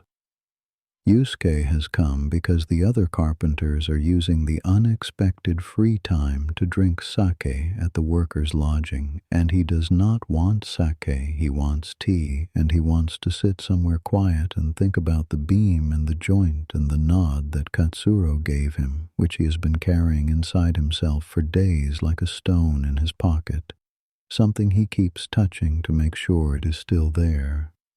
They see each other across the small room. Ume, behind her counter, sees them see each other, and she says nothing and adjusts nothing and simply continues preparing tea, because Ume has been watching people for 30 years and knows that the most important thing she can do in moments like this is absolutely nothing. Yusuke sits on the bench near the brazier. Chio sits on the bench opposite. The distance between them is the width of the tea shop, perhaps 3 paces, and for a time neither of them crosses it with anything more than a glance. Then Chio mentions the lime delay. She heard about it at the accounting office, and she knows it will affect the plasterer's schedule, which will in turn affect the timber framing for the upper walls. She says this to the room as much as to anyone in particular, but Yusuke responds. He confirms the delay and adds that the carpenters are using the time to finish the interior joinery on the second level, which is delicate work that benefits from quiet. They are talking about the construction. They are talking about schedules and materials and the practical logistics of building a castle. And then, so gradually that neither of them could identify the moment of transition, they are not. Yusuke mentions the hinoki beam, the one she told him about from the northern valley, and how the wood had a quality he had never encountered before, a density and a responsiveness that made the chisel feel like an extension of his hand rather than a tool acting on a foreign substance. Chio listens, and she tells him something her father once said about that particular stand of trees, that the soil in that valley is different, richer in certain minerals, and that the trees that grow there produce wood that is harder and finer grained than hinoki from anywhere else in the province. Her father, she explains, always said that you could learn more about a region from its timber than from its people, because the trees cannot lie about the soil they grow in.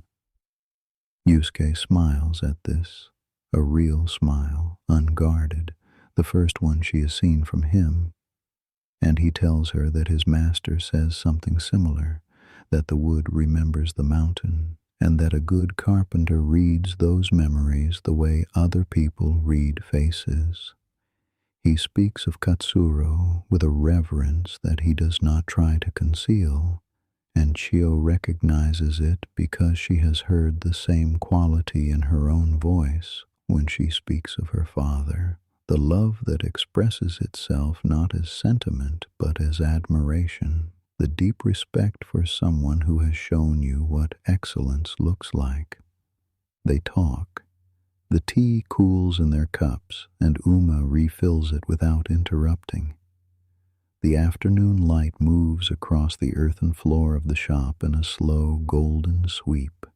The conversation is not long, perhaps half an hour, perhaps less, and it contains nothing that would seem remarkable to anyone overhearing it. They speak of wood and work and the approaching winter and the way the valley looks in this particular light. They do not speak of themselves, not directly, but themselves are present in everything they say, in the care they bring to describing the things they know, in the attention they give to each other's words, in the silences between sentences that are not awkward, but are instead a kind of space they are learning to share. What Chio feels, walking home afterward through the darkening streets, is difficult to name.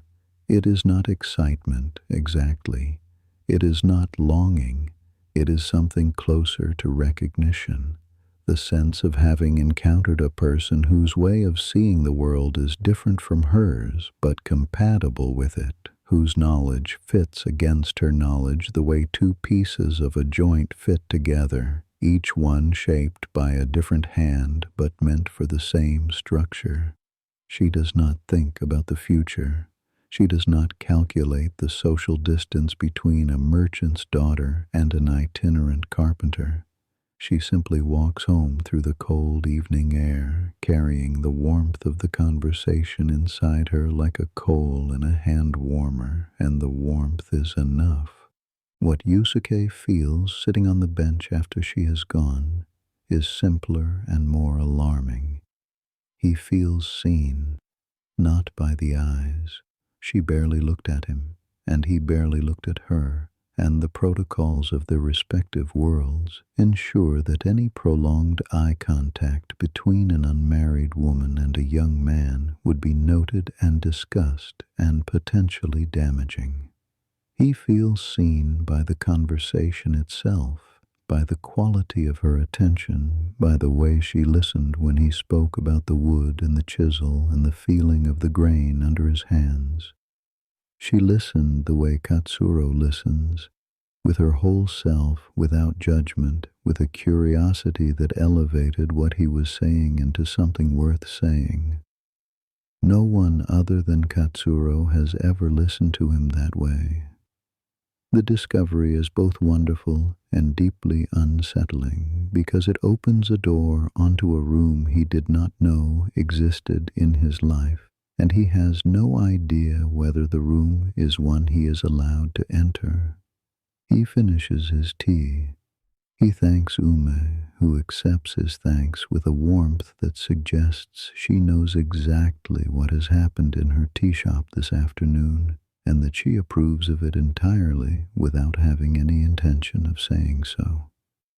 And he walks back to the workers' lodging in the last of the light, his hands in his sleeves against the cold, his mind on the conversation, the smell of hinoki still on his fingers from the morning's work. On a different afternoon, near the end of the same week, Tomohiro and Katsuro find themselves standing together on the castle hill. The occasion is ordinary, a review of the construction progress, the kind of meeting that Tomohiro schedules regularly to ensure that the work is proceeding according to the domain's requirements. They have had many such meetings over the months, always formal, always conducted with the careful courtesy that the class difference between them requires. Tomohiro addresses Katsuro with respect, but from a position of administrative authority. Katsuro addresses Tomohiro with deference, but from a position of professional expertise. The distance between them is real, codified, and mutually understood. But today, after the formal business is concluded and the other workers have moved away to their tasks, the two men remain standing together on the hill, looking out at the valley in the late autumn light, and neither of them moves to leave. The view from the castle hill is the best in Aoyagi. The town spreads below in its orderly geometry, the samurai district on the upper slopes, the merchant quarter along the main road, the artisan workshops near the river, the rice paddies beyond, and the mountains rising on all sides, their slopes brilliant with the last of the autumn color, the highest peaks already white. The river catches the light and carries it through the center of the scene in a bright, winding thread. It is a landscape that Tomohiro has looked at every day of his life, and that Katsuro has looked at for only a few months, and yet in this moment they are seeing it in the same way, as something worth pausing for, something that earns the silence they are giving it. Tomohiro speaks first. He mentions the beam, the main beam that was raised 2 weeks ago, and he says something about the moment when it settled into its joints. He describes the sound it made. He is not a man who speaks easily about things that move him, and the words come slowly, chosen with the same precision he brings to his administrative reports, but carrying a different weight. He is telling Katsuro that the sound of that beam finding its place was one of the most satisfying things he has ever witnessed. He does not say it in those terms. He says it in the language available to him, which is the language of duty and structure and the proper execution of a task. But Katsuro hears what is underneath the words, the admission that this project, this rebuilding, has given Tomohiro something he did not know he needed. Katsuro listens. He does not respond immediately. He is a man who treats other people's words with the same care he treats wood, examining them, feeling for the grain, looking for the truth that lives underneath the surface. When he speaks, he tells Tomohiro something about the building that he has not told anyone else, that the castle, when it is finished, will be stronger than the one that burned, not because the materials are better, though they are, but because a building that rises from fire carries something in its structure that a building raised in calm does not. The wood remembers. The stones remember. The joints are cut with a precision that comes from knowing what was lost and being determined that it will not be lost again. He says this simply, without metaphor, as a statement of craft rather than philosophy. But the meaning reaches further than the words, and both men feel it. They stand together for another moment, the valley spread before them, the late light turning the new timber of the keep the color of warm honey. Then Tomohiro bows slightly, not the deep bow of a subordinate, but the measured bow of one man acknowledging another's contribution, and Katsuro returns the bow with the same careful calibration, his head dipping neither too far nor too little, the gesture carrying within it the recognition that what has passed between them this afternoon is something that the social order does not have a category for. It is not friendship. It is not patronage. It is something rarer and more honest than either. A mutual respect between two men who have worked toward the same thing from different sides and who have discovered in the working that the distance between them is smaller than the structure they serve. Tomohiro walks down the hill. Katsuro turns back to the site. The light fades. The air sharpens with the promise of the cold that will deepen through the night and that will, in a few weeks' time, bring the first snow. It comes in the night, without announcement, the way the most important things often do. Setsuko is the first to know. She wakes in the dark, not to the temple bell, not to any sound, but to an absence of sound. The world outside the house has gone quiet in a way that is different from the ordinary quiet of night. The river is still there, but its voice is muffled, softened, as though the air itself has thickened.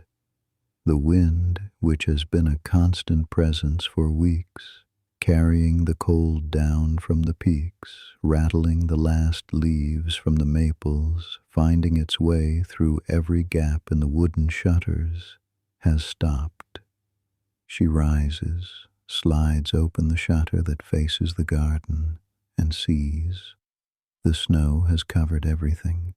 It lies on the stones and the raked gravel and the bare branches of the maple in a layer so clean and so even that the garden looks like a drawing of itself, the familiar shapes simplified into pure form, white ground, dark lines of branch and wall, and above it all, a sky that is the pale, luminous gray of a sky that has just finished snowing and is resting, spent and satisfied, before deciding whether to snow again.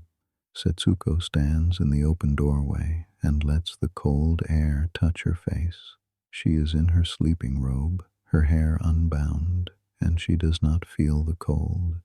She feels something else, something that is not happiness and not sadness and not nostalgia, but that contains elements of all three, held together in a suspension so fine that it has no name. She is looking at the first snow of the year, as she has looked at it every year for 27 years in this house, and the looking is the same and different every time. The way the snow itself is the same and different, the same whiteness falling on a garden that is 1 year older than the last time it fell, a woman who is 1 year older, a town that has spent this autumn rebuilding itself and that will now pause and rest and wait for spring. Behind her she hears Tomohiro rise. He does not speak. He comes to the doorway and stands beside her, and they look at the snow together. In other parts of the town, the morning reveals the same transformation. The construction site on the castle hill is white and silent, the scaffolding softened into something that looks less like a building project and more like an enormous sculpture, abstract and peaceful, the raw timber dusted with white, the stone walls wearing the snow like a garment they have been waiting all autumn to put on. The work will pause now, not permanently. The carpenters will continue the interior joinery through the winter, working under the shelter of temporary roofing. But the outdoor construction, the heavy lifting, the stone work, the visible progress that has been the heartbeat of the town for months, will still. The castle is not finished. The main structure is up, the beams in place, the frame standing, the walls rising. But the keep will not be completed until spring, and the upper levels remain open to the sky, waiting for the roof that will come when the snow melts and the timber supply resumes, and the workers who have gone home to their own provinces for the winter return to finish what they started. Katsuro walks the site alone in the early morning, his footprints the first marks in the snow. He checks the coverings on the exposed joints, ensures that the temporary roofing is secure, examines the main beam one final time, running his hand along its surface, feeling the cold wood under his fingers, the grain tight and smooth, the timber already beginning its long second life inside the structure it now holds. He will stay through the winter. There is interior work to do, and he has never been a man to leave a project between seasons. The workers' lodging will be quiet. Most of the laborers have gone, and only the core team of carpenters remains. And the months ahead will be slow, dark, and cold, the kind of winter that mountain towns endure with patience and firewood and the knowledge that it will end. He does not mind. He has spent winters in worse places, on projects less worthy than this one, and there is something about the snow that suits him, the way it simplifies the world, strips it down to essentials, removes the noise and the movement, and leaves only the structure underneath. A building in snow looks the way a building feels to the hands, clean, honest, reduced to its true lines. Katsuro looks up at the emerging keep, white against the gray sky, and feels the same thing he felt when the main beam settled into its joints, the quiet, profound satisfaction of a man who has put something true into the world. Yusuke is at the workers' lodging, packing his tools for the shift to interior work. He wraps each chisel and each plane in oiled cloth, handling them with the care that Katsuro taught him to bring to every aspect of the craft, the understanding that the tools are not separate from the work but are part of it, that a sharp chisel is not merely more efficient than a dull one but is more respectful both of the wood and of the carpenter's own hands. He looks out the window at the snow falling on the valley, and he thinks about the spring, when the outdoor work will resume and the upper levels of the keep will rise, and he wonders whether Chio will still be bringing deliveries to the site then, and whether the conversation they had at the tea shop will prove to be the beginning of something or simply a moment, beautiful and complete in itself, that the winter will quietly dissolve. He does not know. The not knowing is uncomfortable, but it is also, he realizes, a kind of faith, the same faith he brings to a joint he has not yet cut, a piece of wood he has not yet shaped, a building he has not yet seen finished. The work will show him. The spring will show him. For now there is the snow, and the tools, and the interior joinery waiting to be done, and the memory of a voice in a tea shop talking about trees. Chio, in the lumber yard, surveys the inventory for winter. The outdoor stocks are covered with straw matting and weighted down against the wind. The seasoning racks are full, the timber for spring's work already drying under the shelter of the yard's long roof. She has done this, managed the supply chain that fed the largest construction project in the town's memory, kept the accounts, maintained the relationships, solved the problems, and she has done it well enough that the domain's administrators have begun addressing their correspondence about lumber supply directly to her rather than to her father's house. She does not think of this as an achievement. She thinks of it as what was needed, done as well as she could do it. But standing in the quiet yard, with the snow falling softly on the stacked timber and the town below her going white and still, she is aware that something in her has shifted over these months. She has discovered a capacity in herself that she did not know she possessed, or rather, that she possessed but had no occasion to use. The work has shaped her the way the chisel shapes the wood, not by adding anything, but by revealing what was already there. Jinbei arrives at Tomohiro's door that evening, as he has arrived every evening for decades, carrying a small jar of sake and wearing a straw hat dusted with snow that makes him look, Setsuko thinks when she opens the gate, like a figure from a woodblock print, the cheerful sage in the winter garden, the man who has found the joke hidden in the weather.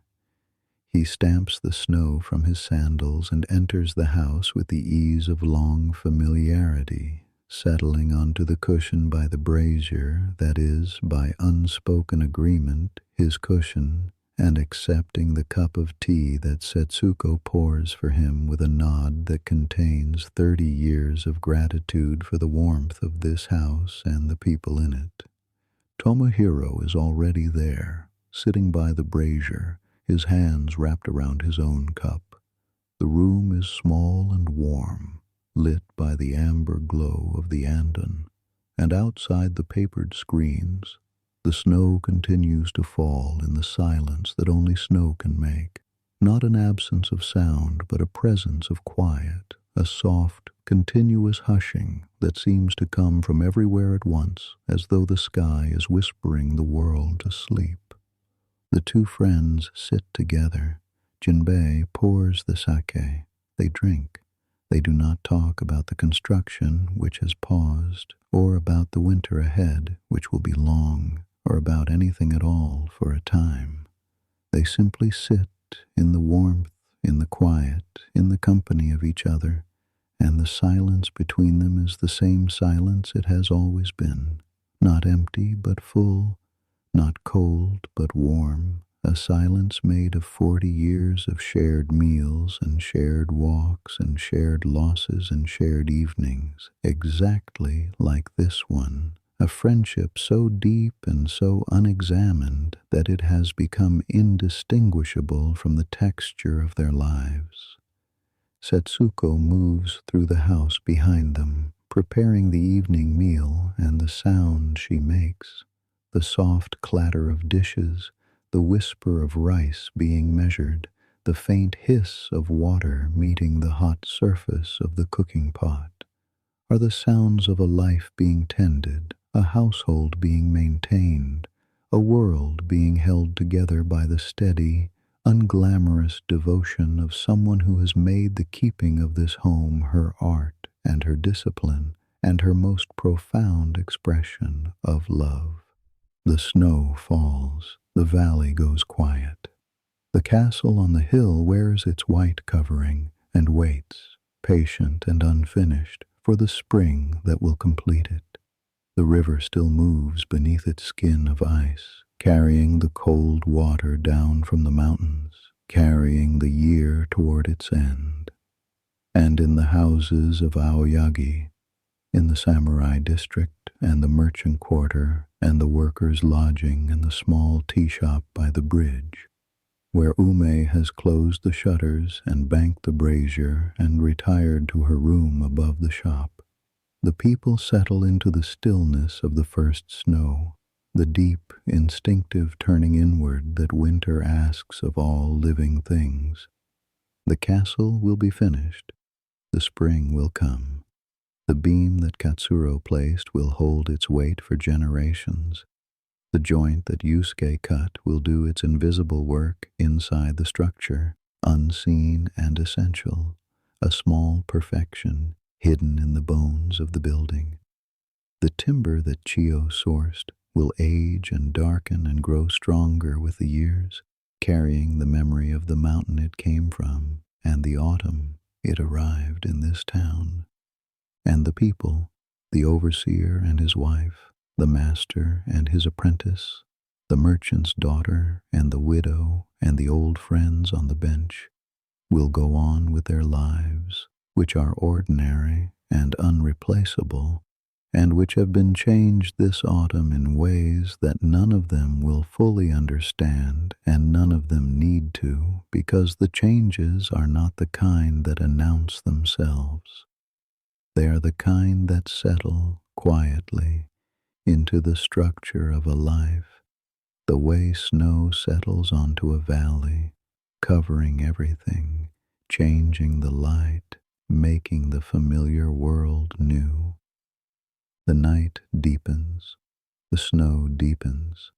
The lanterns in the houses of Aoyagi go out one by one, each small extinguishing a quiet agreement between a family and the dark. The mountains stand around the valley like guardians, their white peaks luminous against the sky, and the sky itself is low and soft, the color of pearl, holding the snow in reserve, ready to give more when more is needed. The town sleeps, the river whispers, the castle stands on its hill, half finished and beautiful, a structure rising from fire, made of wood that remembers the forest, held together by joints that no one will ever see, waiting for the hands that will return in the spring to complete what this autumn began. And if the night is very still, and the snow is falling, and the listener has drifted far enough from waking to hear it, there is a sound beneath all the other sounds, beneath the river, beneath the wind, beneath the settling of snow on wood and stone. It is the sound of a valley breathing, the sound of a town at rest, the sound of lives quietly held in the same darkness, sharing the same winter, dreaming, perhaps, of the same spring.